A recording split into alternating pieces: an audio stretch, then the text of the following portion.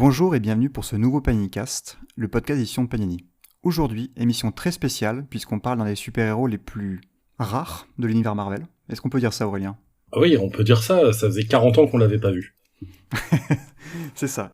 Et donc à émission spéciale, invité spécial, même si ça devient un peu redondant quand on l'a déjà vu 2 fois. Oh là là. Donc on reçoit donc Jérémy Manès qui a donc traduit Rome, notamment. Voilà, apparemment trop de temps libre.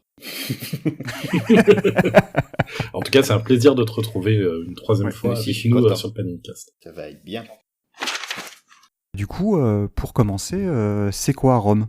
Alors Rome, avant tout, c'est un jouet. C'est ça en fait déjà la base du truc, c'est que c'est un jouet de Parker Brothers qui, à l'époque, les fabricants de jouets avaient en tête le fait que pour gagner le cœur des enfants et vendre plein de jouets, c'était mieux d'avoir des adaptations en dessin animé ou en comics.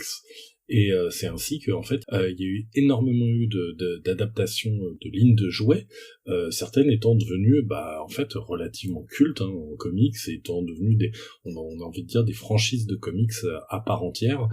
On peut penser par exemple à des comics qui ont commencé chez Marvel comme G.I. Joe ou Transformers, et qui certes maintenant sont connus de plein de façons, dont les jouets évidemment, mais que les univers de comics qui existent autour de ces franchises se sont installés sur la durée.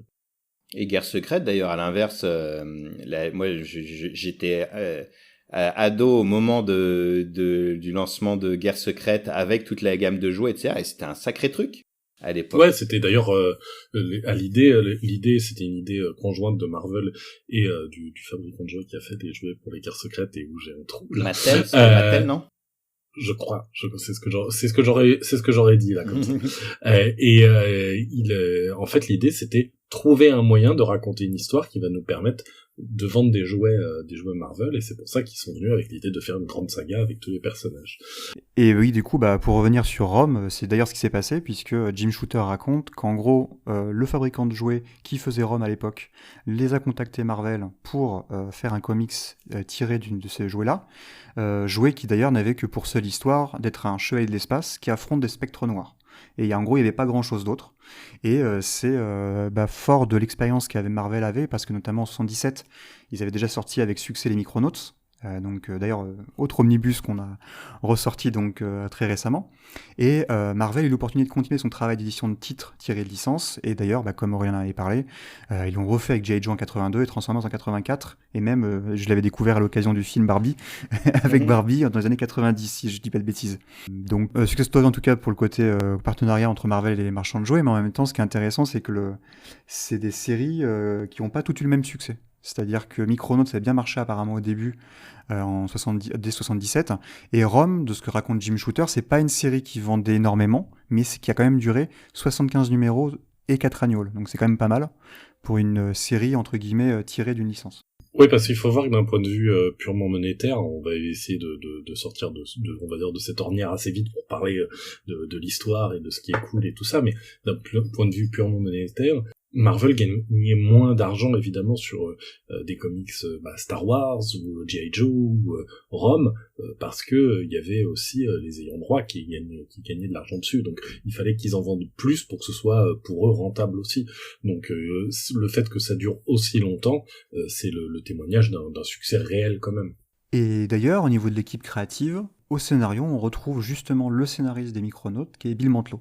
Est-ce que l'un d'entre vous deux peut parler de Bill Mantlo ou...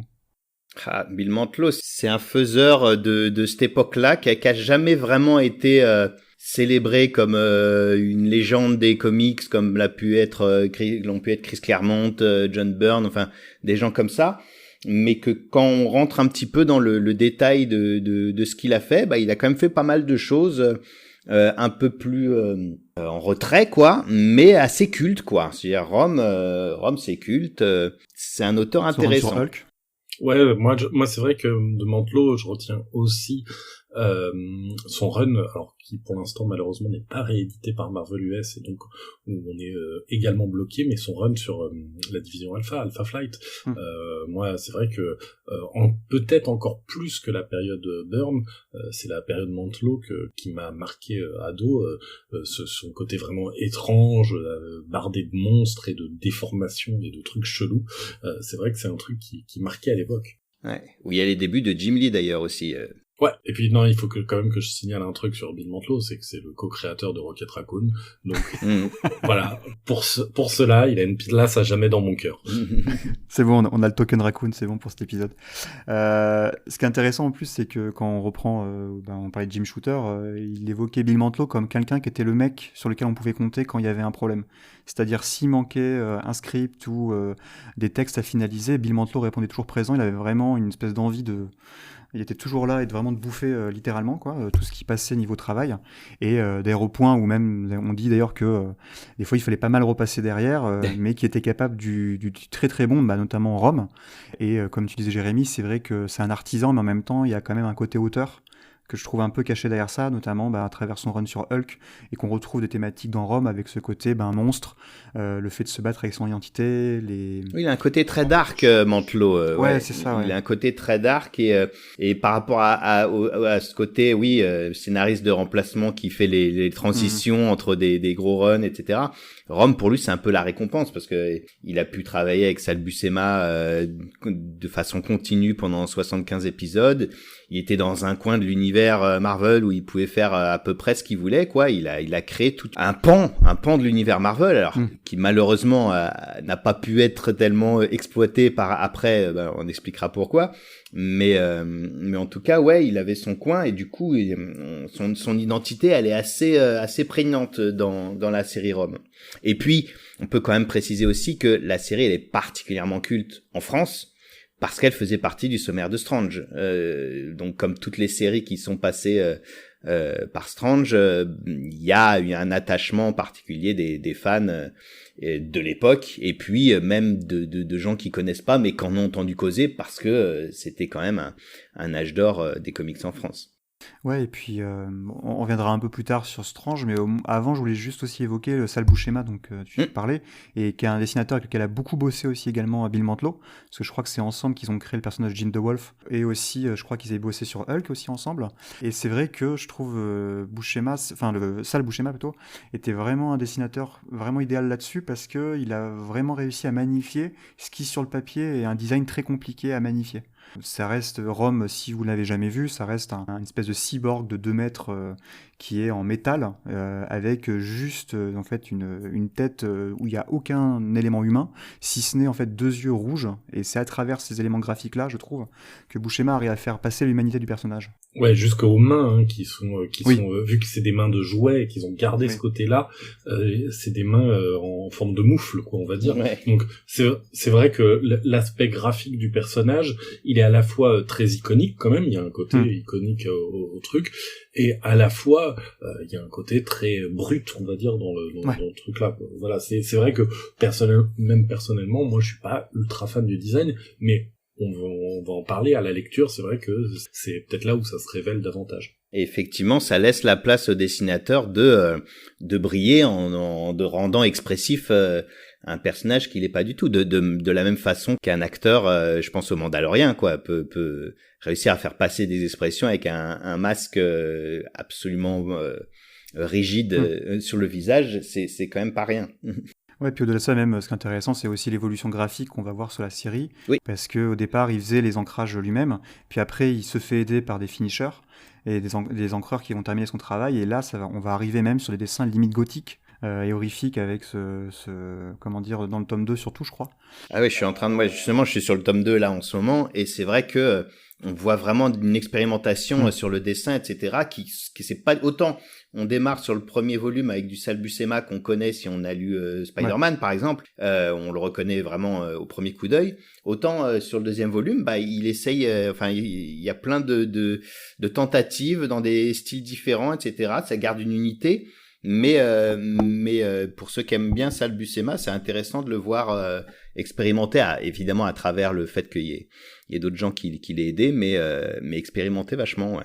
Et donc ouais, après pour rester sur le dessin, justement moi c'est vrai que le premier truc quand on a évoqué Rome, et d'ailleurs j'ai revu la cover il y a pas longtemps, parce que le libraire à Nice dans lequel je vais vend des Strange, c'est la fameuse cover de Frisano qu'on voit et qui est vraiment iconique, et c'est vrai que bon, évidemment, moi je suis pas de cette génération-là, mais quand je lis Rome maintenant, j'imagine l'impact que ça a dû être, et notamment le décalage qu'il peut y avoir entre la noirceur du propos et de ce que ça raconte, et le côté tragique aussi de l'histoire, par rapport à des histoires peut-être plus légères qui étaient peut-être publiées dedans.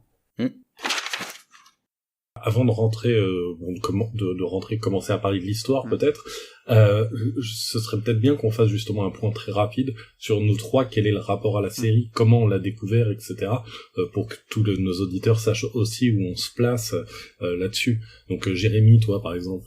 Ah bah moi, c'est en plein dedans. Moi, j'ai commencé les comics, c'était la fin de la période Rome, il me semble, dans la, je sais plus quel décalage il y avait avec les États-Unis, mais ça a été une de mes premières expériences de série arrêtée pour censure, en fait, puisque Strange à l'époque, Lug n'est pas allé au bout de la série parce que ça devenait vraiment trop compliqué pour eux par rapport à la censure. Et même dans les épisodes qui ont été publiés, il y avait beaucoup de planches charcutées ou modifiées, etc. Enfin, même dans ce premier volume, il y a plein d'épisodes qui apparaissent pour la première fois tels qu'ils étaient au départ, quoi. Et donc il y avait ça, il y avait du coup une ambiance très adulte pour un truc qui était voilà, moi j'étais passé du journal de Mickey à Strange, quoi. Donc ça faisait partie avec la modernité des comics Marvel, des trucs qui ont fait que j'ai vraiment accroché aux médias des comics. Ensuite je dirais que c'était pas la série que je suivais le plus assidûment, mais ça faisait partie des choses assez originales, quoi, que proposait Marvel, ouais. Et toi, rien? Alors moi, en fait, je suis passé complètement à travers. Pourtant, j'ai commencé, je pense, pas longtemps après l'arrêt dans Strange. Et même en tant que lecteur, même gamin, j'ai acheté beaucoup de Strange qui étaient, ou de Titan, etc., qui étaient publiés avant mon début de lecture. On les trouvait parfois en volume relié de 3 numéros ou des choses comme ça, ou dans les brocantes, etc. Mais vraiment, je crois vraiment que j'ai lu 0 épisode avec Rome, ou peut-être un, avant 2025. Donc vraiment, moi j'ai beau être un lecteur qui est pas d'une génération fondamentalement différente de celle de Jérémy, les quelques années d'écart font que je suis passé complètement à travers, et donc je l'ai découvert là récemment. Enfin évidemment, j'ai envie de dire, je connaissais sa légende, mais en tant que lecteur, ouais, j'ai découvert récemment. Et puis il y avait quand même quelques restes dans l'inconscient collectif des Spectres Noirs, parce que les Spectres Noirs ont fait plus d'apparitions dans les épisodes qui sont restés. Je pense notamment à ceux de Barry Windsor Smith sur Uncanny X-Men, où il y a des épisodes très très marquants.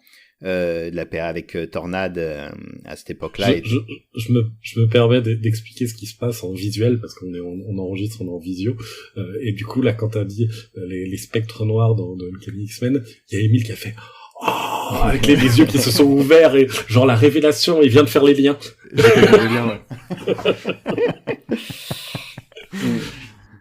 Bah du coup ouais, par rapport à moi, bah de toute façon je l'ai déjà dit, mais en gros moi la série je l'ai découverte en fait quand je suis arrivé chez Panini, parce que c'était un peu le running gag l'Arlésienne un peu sur les commentaires, où ça fait partie de quand est-ce que vous allez sortir Rome, quand est-ce que vous allez sortir Rome, et moi qui répondais jamais, ça ne répond pas. C'est bien, pas possible. Oui, tant mieux. Et non mais moi j'ai découvert avec l'Omnibus, et surtout je ne pensais pas adorer autant et le lire aussi facilement. C'est-à-dire, j'ai trouvé ça d'une fluidité assez incroyable. Aussi grâce à la traduction, je pense. et donc, non, mais l'histoire, la diversité de genres de thèmes abordés, le mélange body snatchers slash space fantasy slash autre chose, tout fait que moi j'ai vraiment adoré et été très charmé en fait par ce récit-là et je comprends en fait pourquoi c'était culte depuis tant d'années. Parce que j'avais très peur en fait de ce sentiment de nostalgie qu'il peut y avoir sur des trucs qu'on lisait gamin en me disant bon bah est-ce que c'est le truc poussiéreux de papy qui, que tout le monde regrette mais en fait que personne n'a relu depuis et en fait non, ça vieillit très très très bien et ça n'a pas perdu je trouve de sa modernité. Il y a deux choses sur lesquelles il faut revenir, du coup, parce que là, on en parle, mais jusqu'ici, on n'est pas rentré dedans. Non, mais voilà. Dites-moi par quoi on commence. Est-ce qu'on commence par raconter un peu l'histoire, quand même, histoire que les gens qui nous écoutent depuis le début sachent de quoi on parle, ou est-ce qu'on révèle quand même pourquoi, en fait, ça n'a pas été publié depuis 40 ans, aussi?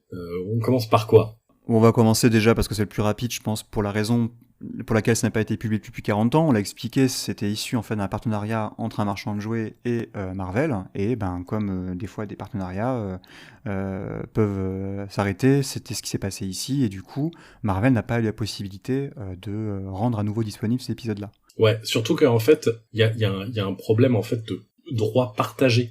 C'est-à-dire que contrairement, par exemple, les comics Star Wars publiés par Marvel, quand Marvel a arrêté de faire des comics Star Wars, l'intégralité des droits de ces comics sont revenus à Lucasfilm, et quand ils sont passés après chez Dark Horse, Dark Horse a même pu republier ces vieux comics. Là, c'était des droits partagés. C'est entre autres le fait que ça se déroule dans l'univers Marvel. Il y a des références à d'autres personnages Marvel, etc. Il y a des personnages qui sont créés, du coup, et qui appartiennent à Marvel, vu qu'ils sont créés dans l'univers Marvel. Et à côté de ça, le personnage principal n'appartient pas à Marvel. Donc on se retrouve dans une situation où et Marvel ne peut pas les republier, et alors Parker Brothers, qui après a été racheté par Hasbro, etc., ne peut pas les republier non plus. Donc on se retrouve dans une situation où tant que les deux entités ne se mettaient pas d'accord, c'était impossible de les republier. Tout à fait. Et après, on a même revu Rome chez d'autres éditeurs américains. Je crois qu'il y a eu IDW, il y a eu... je crois que c'est tout d'ailleurs même. Je crois que c'est tout. Ouais, c'est tout, ouais. Et d'ailleurs, je l'ai découvert aussi cette semaine, comme quoi c'est vraiment la semaine des révélations. C'est que lors de la tournée David Messina à Nice, auquel j'ai assisté, j'ai découvert qu'il faisait partie des dessinateurs de Rome, en fait. Bref, comme quoi le monde est petit. Du coup, on peut passer maintenant à qu'est-ce que c'est l'histoire, quand même. Voilà. Jérémy, tu veux nous faire le pitch ?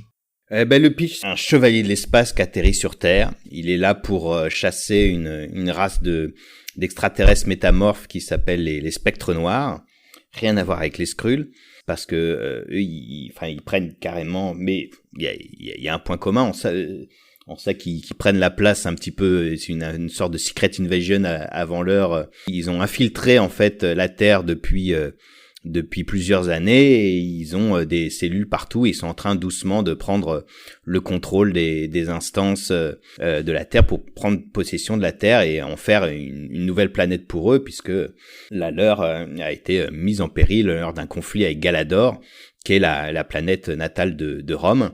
Et en fait, les chevaliers d'espace sont des êtres de Galador qui ont sacrifié leur humanité pour devenir des robots surpuissants, capables de repérer et de détruire les spectres noirs, et qui sont partis dans l'espace entier pour éviter que les spectres noirs ne se répandent comme un virus dans l'univers cosmique. Et donc, il va arriver dans une ville qui s'appelle Clearton, qui est cité à peu près 18 fois par épisode. Ah ouais. Surtout au début.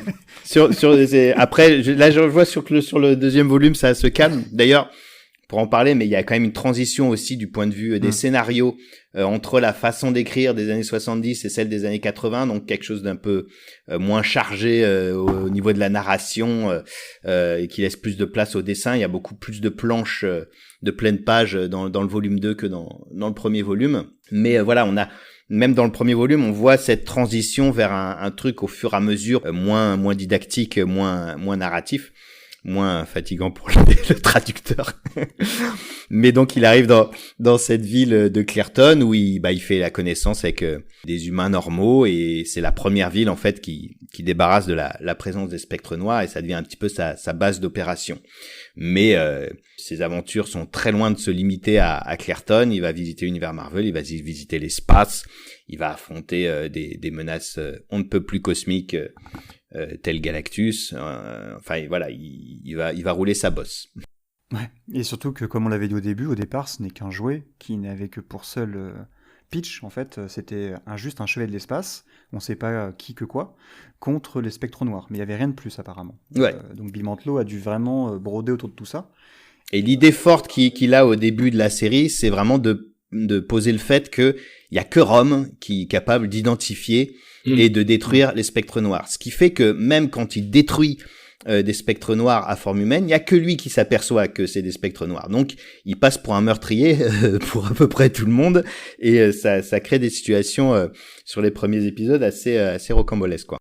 J'ai compris pourquoi la série avait pu être censurée à l'époque en France, quand dès le deuxième épisode, il tire sur des flics, en fait, qui sont des spectres noirs déguisés, certes, mais j'imagine que ça a dû un peu il y avait ça, des sourcils à l'époque. Et puis il y avait l'apparence aussi des spectres noirs qui, dans les premiers épisodes, ils sont très dématérialisés, évanescents, l'apparence un petit peu de fantômes, etc., des espèces de polochons géants.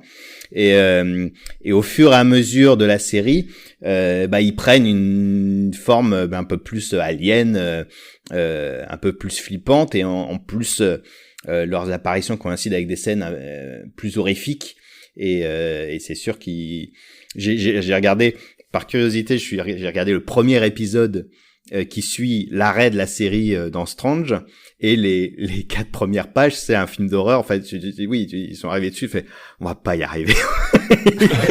On va pas y arriver avec ça. Parce qu'en plus, la censure, elle était de Lug à l'époque.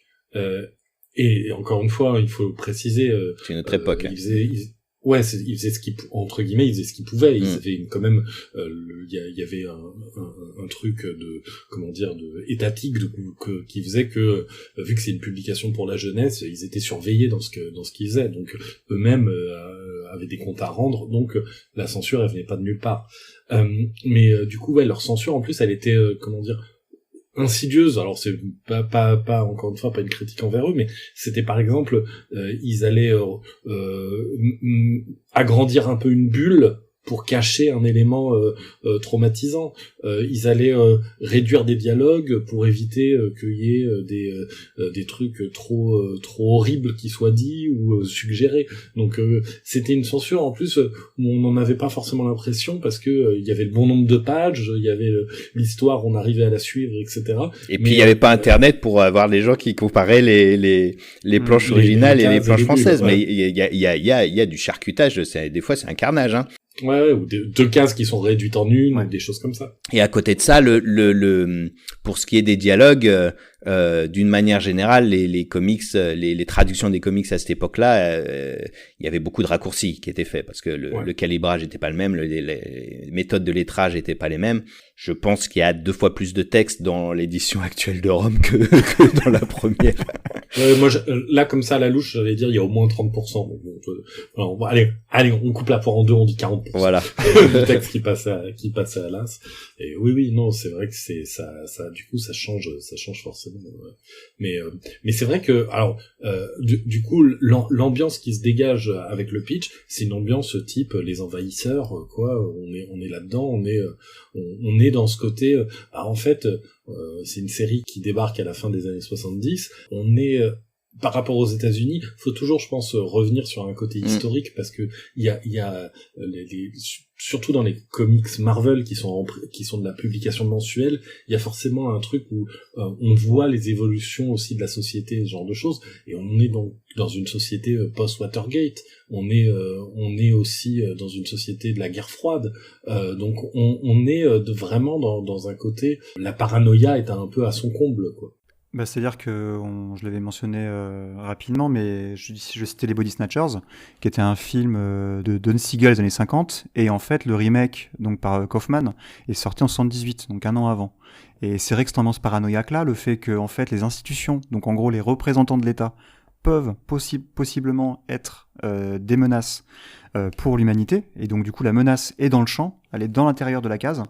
Ça rend vraiment l'ambiance très étouffante au début, notamment quand Rome est vraiment déjà dans sa quête très solitaire, mais là vraiment au début, il sait pas où il sait pas vraiment jusqu'à quel point l'invasion est répandue sur Terre. Et il comprend pas que les gens le croient pas sur parole. C'est rigolo parce que enfin, pourquoi il m'attaque? Et je vous le dis. Je suis un homme métal de 2 mètres. Ouais. Mais c'est vrai que c'est un trope de la SF de cette époque-là. Je pense aussi au village des damnés. Enfin, il y avait beaucoup même on parle de l'État, mais aussi de paraboles sur la menace communiste qu'on ressortait. Tu vois, là, tu parlais de guerre froide à l'époque. Les envahisseurs, enfin l'extraterrestre était une métaphore très peu voilée pour d'autres choses, quoi. Ouais, mais je pense que les deux métaphores en plus entre guillemets s'additionnent, quoi. Oui. La défiance qu'ont connue les Américains pour la structure étatique trouvait une résonance sur le côté peut-être que mon voisin est un communiste. Voilà, peut-être etc. que ma femme en fait aussi est une c'est une même communiste. c'est le familier. Ouais. Et d'ailleurs on le retrouve aussi au niveau avec des scènes qui pourraient être tirées d'un Romero. Moi je pense notamment à un épisode qui a dû traumatiser pas mal de monde où un gamin en fait va mal tourner et massacrer ses parents. Alors d'ailleurs, je crois scène charcutée à l'époque parce que justement on voyait un père se faire littéralement enfourcher. Je crois qu'ils avaient pris les 2 épisodes du truc et ils avaient coupé plein de trucs, ils en avaient fait un ou quelque chose comme ça. Enfin, parce que c'est très très très violent et du coup ça m'a beaucoup fait penser à cette scène traumatique du premier Romero où justement la fille zombie bouffe sa mère. Donc c'est je confonds toujours c'est Night of the Living Dead. Et dedans, il y a une scène un peu similaire où en gros on voit l'enfant qui est soi-disant élevé avec l'amour et finalement qui va tourner comme étant celui qui va tuer ses parents. Et ça c'est pareil, des liens avec les peurs de l'époque, je trouve, qui sont très très très très très visibles. Quoi. Moi ça me fait penser à l'épisode de la 4e dimension aussi où il y a ce gamin qui possède sa ville en fait, qui terrorise toute sa ville et il y a une maîtresse qui débarque et qui tombe dans un truc où tout le monde est aux ordres de cet enfant qui a des pouvoirs prodigieux, quoi. Et c'est vrai que j'ai envie de dire, la redécouverte en 2025 de Rome, ça fait que ça marche bien aussi parce qu'on est dans une ambiance quand même qui est pas des plus sereines, légèrement anxiogène, pas ouf. Voilà, et il y a un truc où peut-être que en le redécouvrant il y a 15 ou 20 ans, peut-être que on aurait trouvé ça bien, mais le redécouvrir en 2025, du coup la lecture fait pas si vintage que ça, quoi. Alors si un petit peu dans certaines répétitions, on va dire, il y a ce côté à chaque épisode on va réintroduire divers éléments. Clapton, West Virginia. Voilà.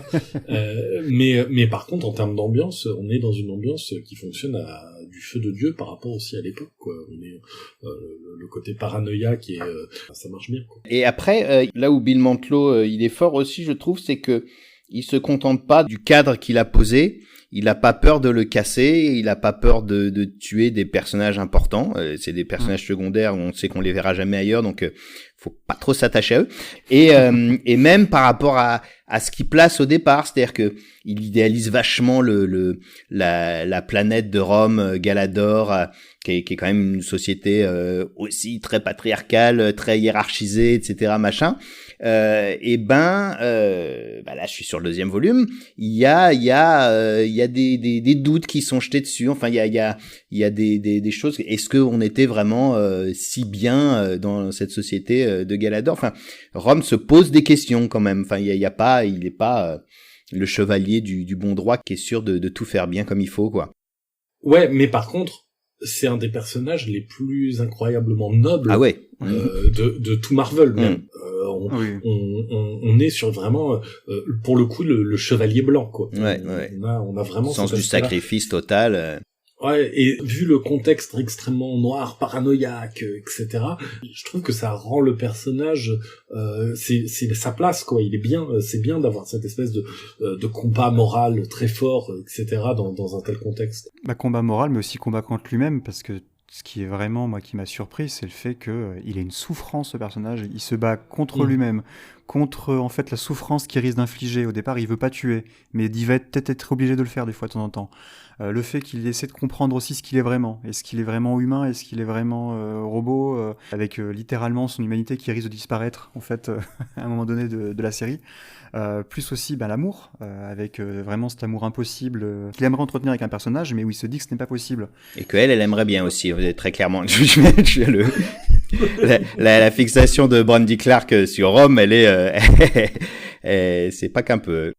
Ah non, c'est un personnage incroyablement à la fois droit et vertueux, etc., mais qui est pas ennuyeux parce que il est riche, il a des facettes, il a des doutes.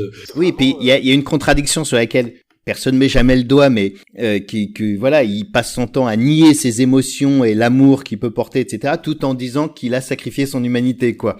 Donc il y a pas personnage plus humain que lui, alors que en fait, quand il dit qu'il sacrifie son humanité, il sacrifie son corps, son corps d'humain. Mais il englobe le tout dans la même chose pour dire que comme il n'a plus son corps d'humain, il ne peut plus se permettre d'avoir les émotions qui vont avec. Ouais, ce qui en fait est un mécanisme de défense de sa part. Mais oui, et c'est vrai que du coup on continue, on dépiote la pelote de laine. C'est ce qui montre aussi la richesse du personnage et sa fragilité, son humanité. Le fait que comme ça il soit en train de se créer une espèce de deuxième armure émotionnelle. En se disant non je peux pas ressentir ces émotions parce que en gros s'il commence à ressentir ces émotions vu le corps qu'il a il est dans la merde. Et en ça c'est très clairement un personnage Marvel. Ouais. Super héros, super problème, ouais. Mais d'ailleurs, justement, tout ce que vous avez développé, c'est une idée qu'on retrouve littéralement à un moment donné où il va s'affronter lui-même, qui est un des moments, je trouve, charnières du premier omnibus, et qui est vraiment bouleversant. Et je pense, la conclusion de façon de ce premier omnibus est déjà magistrale. Parce que comme tu l'as dit, ils partent en fait du cadre de la Virginie pour ensuite aller ailleurs. Et dans cet ailleurs-là, c'est l'espace. Et là, on passe de l'horreur paranoïaque à de la space fantasy ultra épique avec plein d'actions et beaucoup de sacrifices à venir. Ouais. Donc, on arrête sur du coup Rome. Et donc du coup Jérémy, toi tu nous avais dit donc que tu étais lecteur à l'époque. Et qu'est-ce que ça fait ? Tu avais déjà, je crois, expérimenté avec l'Escadron Suprême des séries que tu lisais à l'époque et que tu as traduit du coup pour ressortir chez nous des années plus tard. Et qu'est-ce que ça faisait de traduire Rome du coup 40 ans après ? Je sais que c'est un morceau d'histoire, comme pour l'Escadron Suprême, que c'est quelque chose qui est vraiment culte pour beaucoup et qui va être adapté, je vais pas dire correctement parce que je vais pas me jeter les fleurs, mais entièrement pour la première fois. C'est-à-dire qu'il y avait des pages aussi dans l'Escadron Suprême qui étaient coupées, mais alors pour le coup pas du tout des histoires de censure, mais juste parce que je pense qu'il y avait des pages où ils trouvaient qu'il y avait trop de texte et qu'ils avaient carrément enlevé. Moi en fait le parti que je prends quand je pars sur des trucs comme ça, c'est de ne pas regarder ce qui a été fait avant en fait. Et là peut-être je vais venir sur une polémique que j'ai sur laquelle je suis tombé un peu par hasard sur internet. Tu veux que je fasse le point sur la polémique en question? Ouais. Le fait est que il y a eu justement certains vieux lecteurs de Strange qui se sont jetés sur le nouvel omnibus et qui, ayant lu et relu Rome, ont tout de suite vu les différences dans la traduction et surtout la différence sur certains noms. En effet, t'as choisi donc de traduire certains noms. Alors on va en discuter là-dessus un petit moment parce que c'est un sujet qui est relativement passionnant. Et c'était des noms que Luc avait gardés à l'époque tels quels. Donc on a. Ce qui n'était pas leur habitude d'ailleurs, d'une manière générale. Ouais, au passage, c'est vrai. Ils étaient plutôt sur la traduction habituelle. Mais là, du coup, il y a notamment deux autres chevaliers d'espace, un qui s'appelle Firefall que tu as traduit par Météore. Une qui s'appelle Starshine que tu as traduit par Lumina et aussi dans les Darkwings qui s'appelle le Deathwings Mortel, l'espèce d'entité que créent les spectres noirs que tu as traduit donc par Mortel. Qui était l'aile de la mort dans la version d'origine apparemment. Voilà. Et donc voilà, ces choix ont été vivement critiqué par une partie du lectorat nostalgique, on va dire, de l'époque. Et c'est l'occasion là d'en parler. Alors déjà que le lectorat il critique quelque chose, etc., c'est complètement les règles du jeu. Il y a pas de problème. Ensuite, bon, quand on a travaillé beaucoup avec cœur sur des ouvrages, etc., on aimerait parfois un petit peu plus de retenue et de façon de présenter les choses. Pourquoi j'ai traduit ? Moi, d'une manière générale, je suis pour la traduction des noms, pour cette raison que voilà, on a des noms qui ont été créés pour des personnages américains, donc qui signifient quelque chose, qui ont un sens pour les lecteurs américains. Starshine, c'est des mots qui veulent dire quelque chose en anglais, Et pour moi, un lecteur français doit avoir la même compréhension, la même expérience en lisant ces trucs. C'est pas Starshine parce que Starshine ça sonne bien, c'est parce que voilà, c'est une étoile lumineuse, c'est son pouvoir, c'est un pouvoir sur la lumière, etc. Moi, je suis de la génération qui a lu Le Seigneur des Anneaux, qui a lu les aventures de Frodon Sackey, ou Rivendell, je sais plus comment ça s'appelait, c'est Foncomble. Plus récemment, Harry Potter, voilà, Hogwarts a toujours été traduit Poudlard, ça a jamais vraiment contrarié personne, Snape, parce que tout le monde l'a découvert comme ça. Voilà. Et forcément, en me disant Rogue, je fais une espèce de boucle. Ça me fait penser au fait qu'on a pas mal de noms VF encore de personnages, notamment chez les X-Men, qui sont encore en VF, justement. Oui, et il y en a énormément. Moi, je sais qu'à l'époque même, par rapport à Disney, quand le premier film Avengers est sorti, moi, j'avais beaucoup milité auprès d'eux pour qu'on garde le terme des Vengeurs. Parce que voilà, c'est-à-dire, c'était, eux, ils trouvaient le mot un peu ridicule, mais pour moi, ça ne l'était pas plus que le terme Avengers l'est pour les Américains. Donc, et en l'occurrence, c'est des choix sur lesquels on s'est aligné. Nous, la règle qu'on suit, les traducteurs Panini, c'est quelque chose que j'avais proposé. Maintenant, ça fait une quinzaine d'années de créer un fichier commun. Donc, on a un fichier commun avec les correspondances pour que tout le monde soit sur la même longueur d'onde. Donc, quand les noms sont dans les fichiers communs, on respecte les traductions. Moi, je sais qu'il y a beaucoup de collègues qui préfèrent garder les noms en VO, etc. Voilà. Moi, quand je tombe sur un nom d'un nouveau personnage, ça arrive beaucoup, par exemple, dans la série actuelle de Avengers de Jen McKay, qui a amené le cartel livide, des noms comme ça, ou le Ashen Combine, on dit ça à n'importe quel lecteur français, le sens n'est pas évident, quoi. Donc voilà, moi, c'est des choses sur lesquelles c'est important de trouver des noms. Et concernant Rome, la série n'a pas été publiée du tout depuis 40 ans, les personnages ne sont pas apparus du tout depuis 40 ans, j'estimais que j'avais le droit de faire un peu mes courses et le ménage. D'autant que ce sont des personnages qui viennent de Galador, qui sont des extraterrestres. Donc, leur nom, quand ils les prononcent sur Terre, il y a un truc de traduction, ils sont traduits dans la langue où ils parlent, c'est-à-dire l'anglais dans la VO, le français dans la VF. Il n'y a aucune raison que je ne sais pas comment se dit Starshine en galadorien, mais il n'y a aucune raison qu'en basculant en français, ça devienne Starshine. Mais après, alors, et là, je vais me faire l'avocat du diable 2 secondes.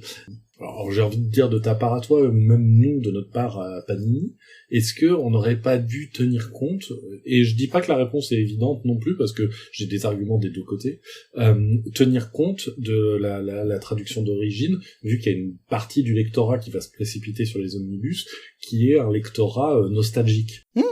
Est-ce qu'on n'aurait pas dû? Moi, si on m'avait dit, non, c'est pas, j'aurais râlé, mais j'aurais adapté. Je trouve vraiment que, en particulier, ouais, sur des noms d'extraterrestres, ça n'a pas de sens de garder des consonances américaines. Mais après, c'est 40 ans quand même. C'est beaucoup. C'est-à-dire que si on se dit que les seules personnes susceptibles de s'intéresser à Rome sont ceux qui l'ont lu il y a 40 ans, c'est quand même très de niche. Et vu les résultats dont on parlait tout à l'heure de l'album, a priori, je pense qu'on a dépassé ce cadre-là et qu'il y a beaucoup de gens qui, sur la curiosité, etc., sont venus voir le truc et qui, eux, n'ont pas du tout le truc. Je vais te dire la vérité, je me souvenais pas du tout que Starshine, ça restait Starshine. Je suis même pas allé vérifier, en fait. C'est juste que j'ai pris le truc tel quel. Mais en plus, Lumina me disait quelque chose, en vrai. mais comme tu disais, en tant que traducteur, il y a un choix que tu fais et qui se comprend aussi, qui est de ne pas relire une autre traduction pour, entre guillemets, éviter de plagier malgré moi, d'une part, oui, voilà, de me poser des questions à la con. Et puis de chercher moi-même le sens quand j'ai un doute, etc. Parce que de temps en temps, ça peut arriver aussi. Et puis vraiment, voilà, ça m'est arrivé avec beaucoup de choses. Sur Alpha Flight, on parlait d'Alpha Flight tout à l'heure.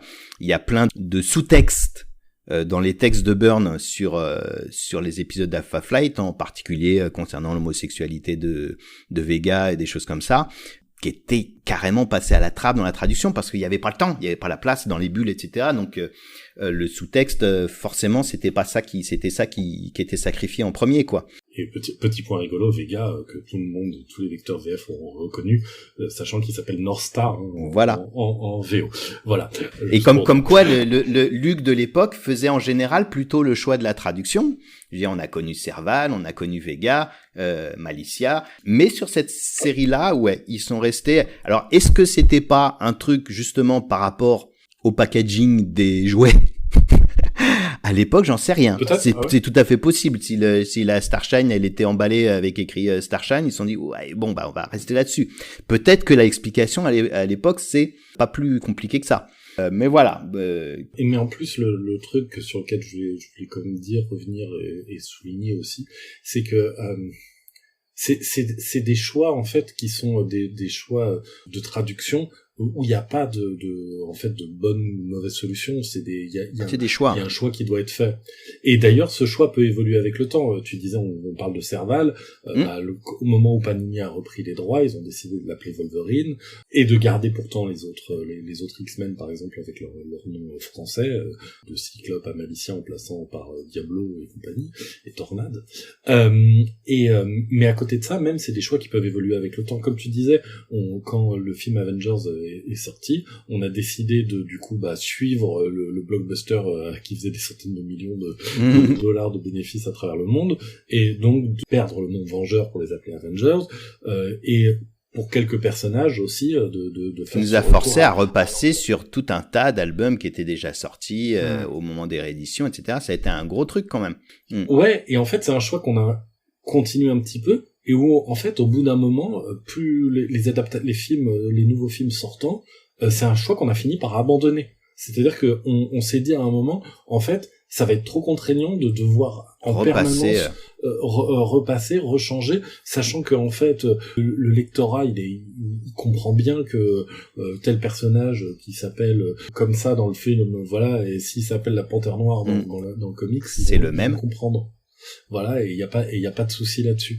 Et donc c'est vrai que c'est une réponse que je fais à certains commentaires que j'ai pu lire, mais même qui est là pour alimenter la conversation, parce que je trouve qu'en fait c'est une conversation, c'est quelque chose d'intéressant profondément. C'est que ces choix ont pas à être gravés dans le marbre, c'est des choix qui peuvent être quand même revus. On parle de toute façon de publications qui se déroulent sur des années, des décennies, donc c'est vrai que c'est pas parce qu'on a fait un choix à un moment que du coup on peut pas revenir en arrière, on peut pas le remettre sur la table et dire bon bah finalement non, on va changer telle ou telle décision qu'on a pris à un moment donné. C'est pour ça que je pense qu'il faut aussi accepter que oui, bon bah des fois il y a des petits changements comme ça. Voilà, pour dire que voilà, il y a des choix aussi qui sont pérennisés par la durée, quoi. C'est-à-dire que c'est évident que si Rome et Starshine ils avaient existé ensuite pendant 40 ans, bah je serais pas revenu en 2025 en disant bah non finalement on va pas s'appeler comme ça, mais et voilà, là c'est moi qui on m'a confié le truc, donc c'est le jeu. Mais voilà, au final j'ai l'impression que les gens sont plutôt contents quand même de l'album et de c'est le retour qu'il y a global, hein. Comme je disais, je trouvais ça intéressant. Moi notamment, je sais que c'est un de ceux peut-être qui crispe aussi un peu certains lecteurs, mais moi Deathwings en Morte-Elle, j'adore, je trouve ça génial. Ça fait très fantasy années 60 en fait en termes de nom et d'imagerie. Ouais, ouais, je sais pas, moi je trouve que ça fonctionne du feu de Dieu et ça me met dans l'ambiance en fait, plus qu'autre chose. Mais après, c'est les choix de traduction, en fait comme on le disait, hein, c'est des choix. Non, et puis je comprends la réaction épidermique de gens qui attendent ça depuis 40 ans et puis qui ont un premier truc qui les agace, et puis qui ont l'habitude de tacler Panini quand ils sont pas contents, alors là c'est tombé sur moi. Après, je vois beaucoup, ça provoque toujours beaucoup de débats sur les traducteurs de tel ou tel éditeur, etc. Je voudrais rappeler quand même que c'est à peu près les mêmes qui travaillent pour Panini et pour Urban, etc. C'est les mêmes gens en fait. Donc on n'est pas deux entités en guerre, etc. On a les mêmes collaborateurs, on a ça se passe assez sereinement en fait. Bon, bah merci en tout cas pour ce petit compte-rendu du front de la traduction. De toute façon, je crois on vous donne rendez-vous pour le tome 2 qu'on a déjà annoncé dans les dernières Big News. Le tome 2 qui sortira en août, ouais, c'est ça. De cette année. De cette année, oui. Oui, vous n'avez pas 40 ans à attendre entre chaque tome, ça. Et donc, bonne lecture à ceux qui n'ont pas encore lu de excellents premiers tomes de Rome, et bonne lecture pour la suite, qui est d'ailleurs composée, il me semble, d'inédits en français. Ouais, c'est-à-dire que si on arrive à la période, il y a, je crois, 5 ou 6 épisodes à la fin du volume 2 qui n'ont jamais été publiés en France, dont aussi un épisode de Marvel 2-in-1, la série de la chose, qui fait en plus partie, des quelques épisodes de la fin de la série qui avaient jamais été publiés. Et celui-là, a fortiori, puisque il y avait Rome dedans, quoi. Bon, merci beaucoup, et bonne lecture, et à très vite. À bientôt. Salut!